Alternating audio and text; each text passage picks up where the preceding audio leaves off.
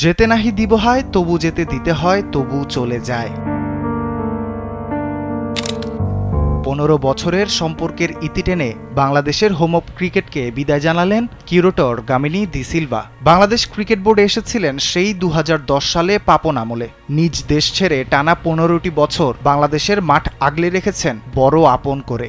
মিরপুরের এক একটি ঘাসও যেন গামিনীর চেনা পরিচিত। এই সম্পর্ক গড়ে উঠেছে দিনের পর দিনের মায়া মমতায়। এবার সেই সম্পর্কেরই ইতি টানল বিসিবি। যেতে না চাইলেও চলে যেতে হচ্ছে বাংলাদেশের ক্রিকেটকে আগলে রাখা গামিনী ডি সিলভাকে। হঠাৎই চুক্তি বাতিল করে দেশে পাঠানো হচ্ছে তাকে।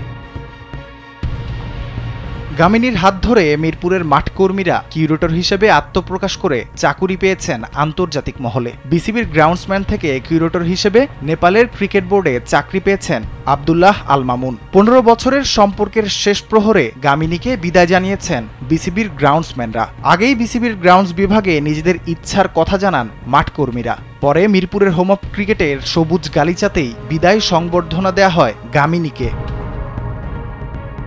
টনি হেমিং বিসিবির স্টাফ ম্যানেজমেন্ট বিভাগের প্রধান হয়ে আসায় কপাল পড়ে গামিনীর। মিরপুর ছেড়ে রাজশাহীতে যেতে হয় তাকে। নতুন মেয়াদে 3 মাস যেতে না যেতেই চুক্তি বাতিল করা হয় 1 নভেম্বর থেকে। বিসিবির কাছে নিজের পাওনা বুঝে নিয়ে 12 নভেম্বর সকাল 11:30টায় উড়াল দেবেন তিনি। মাঠ ছেড়ে যাবার বেলায় গামিনীর নীরবতাই যেন বলে দেয় এটা চাননি গামিনী। বিদায় একজন কিউরেটর ও মিরপুরের প্রাণভ্রমরা গামিনী ডি সিলভা।